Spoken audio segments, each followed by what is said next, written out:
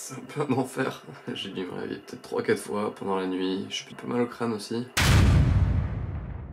Après le régime paléo, c'est maintenant au régime vegan auquel je me suis essayé pendant 30 jours. Sans mentir, j'avais beaucoup de préjugés sur ce régime, en particulier après le documentaire bancal qui était Game Changers sur Netflix, et que ce soit via les résultats ou mon ressenti, j'ai vraiment été surpris plus d'une fois. Pour le cadre, ça sera sensiblement le même que pour celui de mon expérience sur le régime paléo. Si tu l'as pas vu d'ailleurs, je te mets une petite fiche qui va apparaître à droite. Et c'est essentiellement le contenu de l'assiette qui va changer. Donc encore une fois, je vais accorder le moins de place possible au subjectif et c'est la raison pour laquelle j'ai pris vraiment beaucoup de mesures. Techniquement, je parle bien ici du régime végétalien et non pas de tout le lifestyle qui va avec le mouvement vegan. Donc l'expérience va se faire uniquement dans l'assiette avec des aliments entiers et vegan. Encore une fois, pas de gluten, ni d'alcool, ni de caféine, histoire de ne pas biaiser l'expérience et de rester dans des conditions similaires à celles, à mon expérience en tout cas sur le régime paléo. Le but de cette vidéo, c'est pas de te donner mon opinion sur le véganisme ou sur le régime végétalien, mais bien de l'expérimenter moi-même pour pouvoir m'en créer une avec mon expérience vécue. Bref, tester le régime à 100% pour me créer une opinion en connaissance de cause. Je vais pas te mentir, je suis parti avec beaucoup de préjugés sur le véganisme. Où vais-je trouver mes protéines? Vais-je vraiment être condamné à bouffer du tofu tous les jours? Ou vais-je péter H24 et chier mou tous les jours pendant un mois?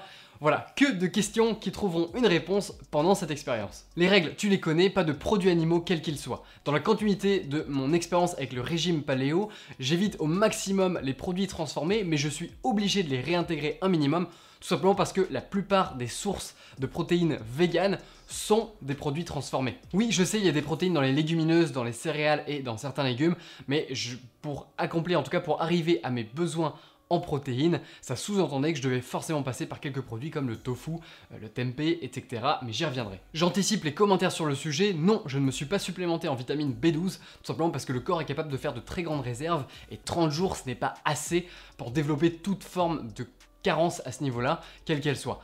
Cela dit, je me suis supplémenté en vitamine D et K avec la même solution que pendant mon expérience sur le régime paléo et dans les mêmes quantités. En général, le régime vegan inclut pas mal d'huile végétale, mais je m'en tiendrai à l'huile de coco et l'huile d'olive, simplement parce que les autres huiles végétales sont très majoritairement inflammatoires, comme je te le dis d'ailleurs dans ma vidéo dédiée sur les 9 huiles à éviter absolument, à l'exception peut-être de l'huile de lin que j'avoue ne pas avoir pris la peine d'acheter. Une prise de sang est faite le premier jour, une autre le 31e au matin. Bien entendu, je m'attends pas à avoir des différences faramineuses en seulement 30 jours, mais ce qui m'intéresse ici, ce sont vraiment les tendances. La qualité du sommeil et ma récupération sont calculées grâce à une bague Oura, et je réponds tous les soirs à un questionnaire via une application pour donner une note de 1 à 5 à mon humeur, mon énergie et mon ressenti global sur la journée. Les résultats, c'est ce qu'on va voir maintenant. Première semaine, premier constat, déjà je démarre l'expérience avec beaucoup de naïveté, persuadé que dans la continuité de l'expérience précédente, j'allais pouvoir manger principalement des aliments entiers et éviter au maximum les produits transformés et même me passer de protéines en poudre. Je sais qu'on n'a pas besoin de tant de protéines que ça, mais avec mes objectifs sportifs, j'étais prêt à faire des concessions, mais je tenais à au moins atteindre les 100 grammes de protéines par jour. Donc je me rends dans le sacro-saint lieu de tout vegan qui se respecte à Paris, que dis-je, le temple, le sanctuaire, à savoir le café-restaurant épicerie, aujourd'hui demain, que je te recommande vivement d'ailleurs que tu sois vegan ou non. Je prospecte pour mes sources de protéines et là je constate deux choses. La première, c'est que le seitan étant à base de gluten et les faux steaks type Beyond Meat étant bourrés de graisse végétale absolument dégueulasse, ça limite sacrément mes options. La deuxième, c'est que j'ai le choix entre du natto, à savoir du soja fermenté, du tempeh, du tofu lacto-fermenté, du tofu aux herbes, du tofu fumé et pas mal d'autres types de tofu. Et putain, ça coûte une blinde. C'était minimum 16 € le kilo pour toutes les options que je t'ai présentées, à l'exception du coup du tofu nature que j'ai réussi à trouver en gros bloc de 2 à 3 kilos. Ça me revenait entre 9 et 10 € le kilo, donc très raisonnable. Et je me fais finalement à l'idée que le reste sera plutôt des petits plaisirs à l'occasion, mais fera quand même pas partie de mon quotidien. Tu l'auras compris, avec le confinement qui allait arriver au mois de mars, On était sur une expérience qui allait s'enregistrer sous le signe du fun. Pour le menu, je reste sur mes grosses salades le midi, mais je remplace du coup le poisson et les œufs par essentiellement du tofu et j'ajoute également des légumineuses type des lentilles ou des haricots rouges que j'avais préparés en masse quelques jours avant. A savoir que j'ai des mauvais souvenirs avec les légumineuses, donc pour éviter tout problème d'inflammation et de flatulence et de maux de bide, avec notamment l'acide phytique, donc les antinutriments et les lectines à l'intérieur, eh bien je les trempe une première fois 12 heures, puis je les rince, puis je les retrempe 12 heures, puis je les re-rince. Ensuite, je les cuis 1 à 2 fois entre 4 et 8 heures avec une cuillère de bicarbonate de soude alimentaire, histoire d'être sûr. Je suis un peu parano avec le sujet et ça prend un peu de temps, du coup je fais ça en quantité industrielle et je stocke le tout au frigo. Le soir, c'est essentiellement poêlé de légumes avec du tofu à nouveau ou du tempeh quand je veux me faire un peu plaisir, et parfois j'ajoutais à nouveau des légumineuses. Le premier jour ça se passe bien, je me sens même plutôt bien et curieusement assez léger, mais au final ça se gâte parce que le mardi soir, je passe une nuit absolument horrible, je suis ballonné, j'ai mal au bide, j'ai l'impression d'être enceinte, je me sens ultra lourd et clairement mon corps n'est pas habitué à autant de légumineuses, et c'est vrai que je pense que la transition est censée se faire de manière un petit peu plus progressive, et il est possible que là elle était un poil brutale. Je me rends compte également que curieusement je suis tellement dépendant de gros volumes de légumineuses et de céréales que finalement je mange même moins de légumes que pendant mon expérience paléo, et donc même lorsque je mangeais de la viande et du poisson en général. Oui, parce que les légumineuses, les céréales, les patates, etc. c'est beau, mais même si c'est végétal, c'est pas techniquement des légumes avec tous les nutriments essentiels qui vont avec. Je finis par faire une recherche sur YouTube, comment manger 100 grammes de protéines par jour sans protéines en poudre, et je tombe sur cette vidéo. Là je me dis, Eureka! Je vais apprendre quelque chose. We're not going to be using any protein powder today because I just want to show you guys that you can get protein from whole plant food sources. There isn't really any significant protein in this date syrup, so I'm not even going to count that. Again, this is not about the calories, this is just about the protein, so... Évidemment que c'est aussi à propos des calories, c'est tout le principe. Si je me mets à bouffer 3000 calories par jour avec un régime vegan, j'ai aucun doute sur le fait que je vais atteindre mes 100 grammes de protéines, mais au passage j'aurais pris 4 kilos et c'est clairement pas le but. Bref, je me fais une raison, je réintègre les protéines de riz et les protéines de poudre à mon alimentation au quotidien et je mange davantage de légumes par rapport à avant, tout en continuant de manger bien sûr des légumineuses et des céréales. Au final, mon estomac s'habitue progressivement aux légumineuses, ça va de mieux en mieux. Globalement, je me sens beaucoup mieux. À quelques détails près, et oui, tu remarqueras que je peux être assez cru dans mes notes personnelles. Autre surprise, en fin de semaine, ma libido crève le plafond. Pour le coup, la scène des sportifs qui mesuraient leurs érections pendant la nuit dans le documentaire Game Changers avait beau être sacrément ridicule, il semblerait que, au moins à court terme, il y ait une part de vrai là-dedans. Après, pour ce qui est des explications scientifiques, j'ai beau me creuser la tête, j'ai pas vraiment d'hypothèse à te donner là-dessus. D'ailleurs, avant que tu me demandes en commentaire ce que je pense de Game Changers, alors oui, c'est un joli documentaire qui est bien réalisé. Maintenant, je trouve qu'il manque de cohérence à pas mal d'endroits et surtout, il est assez bancal au niveau scientifique. Maintenant, c'est pas le sujet de la vidéo, mais dis-moi en commentaire si jamais tu veux que je fasse un avis un peu plus approfondi sur le sujet. La deuxième semaine, ça empire un peu et en particulier les 2 premiers jours qui sont un enfer. Je te laisse voir un peu mes notes. Les ballonnements refont surface et désolé, mais j'ai vraiment l'impression de passer ma vie aux toilettes, et même si ça s'améliore un petit peu à partir du mercredi. Globalement, à partir de là, je me sens bien, mais sans jamais vraiment réatteindre de pic de performance, de pic d'énergie, notamment au niveau sportif par exemple. D'ailleurs, en ce qui concerne le boost de libido, lui, ça fait longtemps qu'il a déjà disparu, et je commence à vraiment ressentir que mon sommeil manque d'efficacité. Et ça, on va voir dans les conclusions avec ma bague.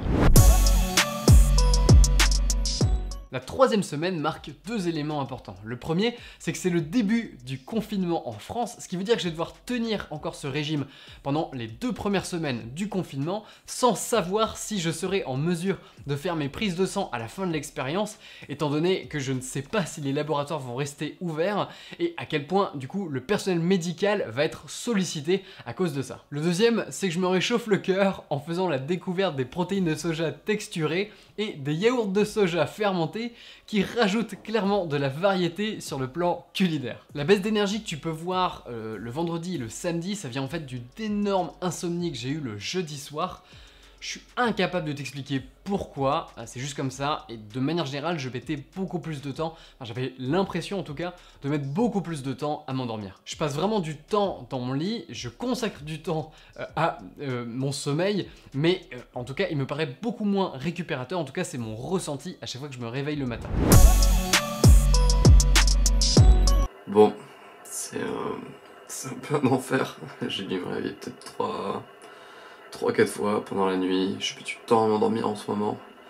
Un peu mal au crâne aussi. Je pense que ça m'est déjà arrivé avant. C'est pas mal à cause des tout ce qui est beurre de cacahuète, tout ça. J'essaie de choper des protéines dans ces aliments-là et je sens que là, ça commence à s'inflammer un petit peu.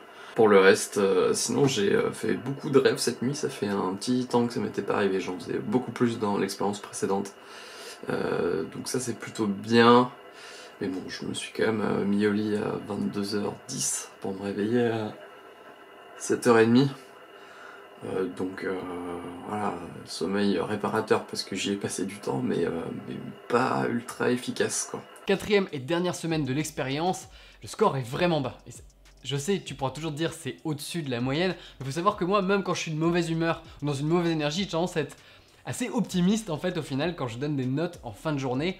Et une moyenne de 3,6 sur 5 sur la semaine, bah, c'est la seule semaine de l'année où ça m'est arrivé. Sans compter que toute la semaine, je me retrouve avec un léger mal de crâne assez désagréable, avec toujours autant de peine à m'endormir. Autre détail, c'est vrai que j'en ai pas parlé jusque là, mais la viande en soi ne me manque pas. Et je suis même assez surpris de ça, hein.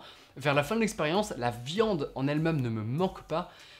Et en plus, c'est vrai qu'avec le confinement, je suis pas forcément tenté de l'alimentation des autres. Je vois pas tant que ça, je vois même pas du tout de personnes manger devant moi. Donc je suis pas tenté au niveau de la viande. Par contre, ce qui me manque vraiment, ce sont les œufs. À ce moment-là, je tuerais pour un œuf. L'expérience commence vraiment à me fatiguer et vraiment à ce moment-là, j'ai juste une hâte. C'est d'y mettre fin. Au final, j'ai fait le choix de ne pas aller au bout des 30 jours et du coup de faire seulement 28 jours. Donc 4 semaines complètes, ça reste quasiment un mois. Tout simplement parce que déjà j'avais peur que les laboratoires ferment parce que ça escaladait de plus en plus et je voulais vraiment pouvoir faire ma prise de sang tant qu'il en était encore temps. Et également aussi parce que j'étais pas rassuré, on manquait clairement de visibilité sur ce qu'allait devenir le Covid et la pandémie en fait à ce moment-là. Et je voulais vraiment revenir au top de ma forme et pas déconner avec ça pour faire face aussi à la situation dans laquelle on se retrouvait. Après, est-ce que le confinement en lui-même a contribué à cette baisse d'humeur et cette baisse d'énergie? Bah peut-être, honnêtement peut-être. Maintenant, comme j'avais déjà une pente descendante au niveau de l'énergie et de l'humeur depuis le début de l'expérience, en tout cas ça me laissait penser que c'était pas le seul fautif. Sans parler des 2 semaines suivantes qui, pour le coup, étaient assez étonnantes. Une fois la prise de sang faite, j'ai pas fait de folie, je suis revenu à mon alimentation d'avant, à savoir une alimentation paléo, mais avec un peu plus de flexibilité, notamment au niveau des féculents. J'avoue que je m'attendais à un gros boom au niveau de l'énergie, comme ça a été le cas après mon expérience précédente, mais là ça a clairement pas été le cas. En tout cas, pas tout de suite. Tu vois ce petit pic d'énergie à la fin? Bah regarde la semaine suivante. Peut-être l'une des meilleures semaines de toute mon année au niveau de mon humeur et au niveau de mon énergie du coup, en tout cas celle que je ressentais, et je pense que ça a son importance, et c'était toujours en confinement, à Paris, seul et en appartement. Donc ça me laisse penser que le confinement ne devait pas être fautif pour les scores précédents.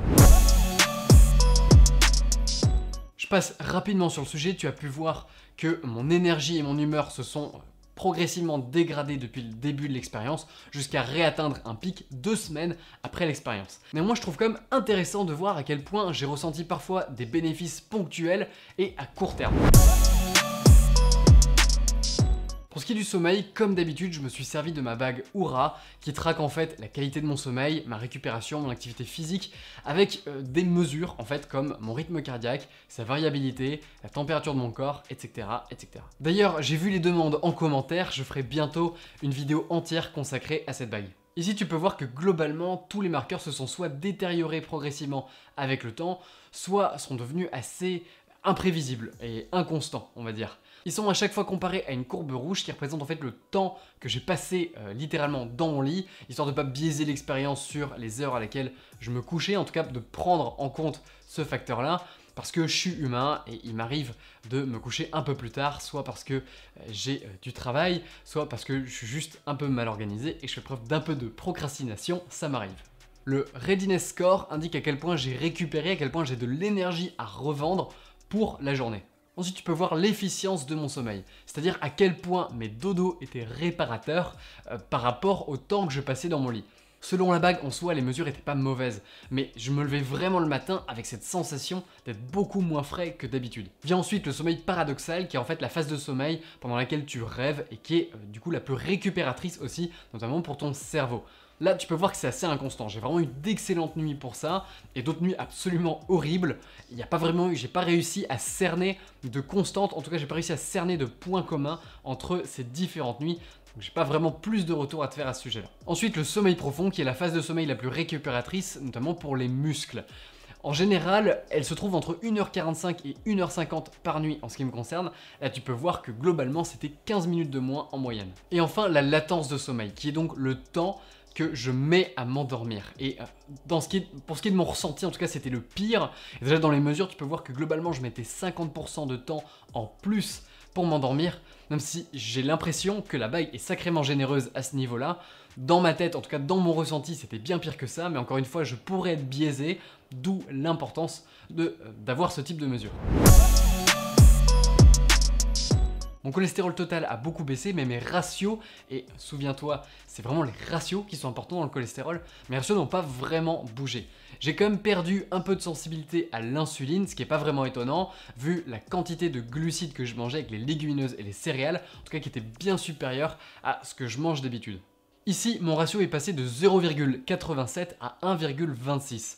Bon, sachant que globalement, on est considéré sans problème de sensibilité à l'insuline quand ce ratio est inférieur à 4, et c'est un indicateur parmi d'autres, hein, c'est pas le seul indicateur, mais voilà, je reste dans des taux plutôt sains. Encore une fois, 30 jours c'est trop court pour faire des grosses différences, mais on peut voir que la tendance en tout cas était de perdre en sensibilité à l'insuline. Pour rappel, quelqu'un de résistant à l'insuline, c'est quelqu'un qui tend vers le diabète notamment. Les diabétiques sont des personnes résistantes à l'insuline. Quant au ratio cholestérol total HDL, qui est déterminant lui pour savoir si le cholestérol en l'occurrence est problématique, il a un peu baissé parce que pour moi, il est passé de 2,98 à 2,53. Et là, c'est assez compliqué de dire si c'est grâce au régime vegan ou non, parce que globalement, en achevant ces deux expériences, je mangeais très sainement avec le régime paléo, je mangeais très sainement avec le régime vegan. Donc est-ce que c'est la continuité de ces deux expériences saines qui a fait ça, ou est-ce que c'est vraiment le régime vegan qui a fait cette différence de tendance?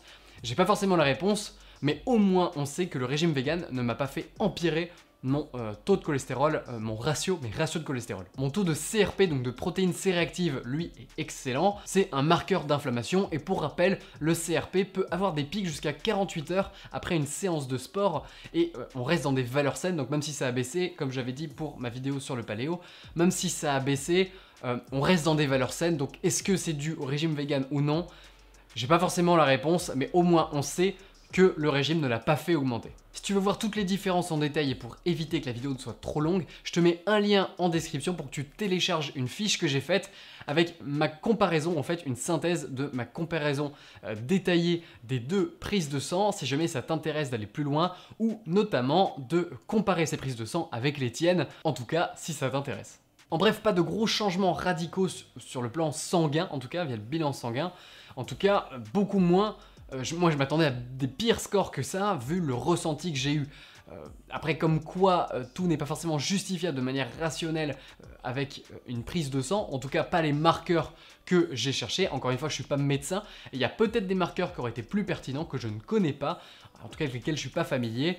Si toi tu en connais d'ailleurs ça m'intéresse, n'hésite pas à me le dire en commentaire. Pour résumer, voilà mon ressenti global sur l'expérience. Globalement, j'ai toujours été assez dépendant du poisson et de la viande pour mes protéines dans mon alimentation, et là j'ai vraiment appris à passer beaucoup plus par des alternatives végétales. Sur le plan culinaire, ça m'a permis d'explorer de nouveaux plats. Encore une fois, je suis un grand passionné de cuisine. J'ai même été jusqu'à faire un atelier de cuisine vegan avec Shira Bio. C'était super intéressant, j'ai appris comment faire des wraps de quinoa, du houmous de lentilles vertes ou même des super sauces à base d'algues. Voilà, en tout cas si t'es sur Paris et que ça t'intéresse, je te recommande vivement et je te mets un lien en description si tu veux en savoir plus. C'était la première fois de ma vie que je tenais un régime vegan pendant plus de 24 heures volontairement et du coup j'ai vraiment beaucoup appris sur les réactions de mon corps par rapport à ça et de ce point de vue là, c'était ultra enrichissant et je suis très content d'avoir fait l'expérience. Maintenant, pour les points négatifs. J'avais l'estomac en vrac la plupart du temps, je suis désolé de te parler de ça, mais je pense que c'est un facteur important et le transit était tout sauf agréable pendant la première semaine, puis par période pendant toute l'expérience. Mon énergie n'était clairement pas au top, ça s'est vraiment ressenti sur ma qualité de sommeil, mais également sur mes performances sportives. Paradoxalement, je me suis retrouvé à manger moins de légumes que pendant mon expérience paléo, mais je ferai bientôt une vidéo pour comparer plus en détail les deux expériences. En fait, les légumineuses et les céréales prenaient un gros volume dans mon assiette et juste à la fin j'avais plus faim, j'avais plus de place pour mettre des légumes ou en tout cas pour en mettre plus. Je m'étais jamais rendu compte à quel point le régime vegan pouvait être inflammatoire parce qu'en fait il y a très peu de sources d'oméga 3 végétales, en tout cas de bonnes sources d'oméga 3 végétales, si ce n'est on va dire le lin ou les graines de chia par exemple, mais comme tu le sais, l'oméga 3 végétal n'est pas suffisant pour combler les besoins de ton corps, comme j'en ai parlé dans la vidéo dédiée, et que l'apport en oméga 3 ne soit pas énorme, soit.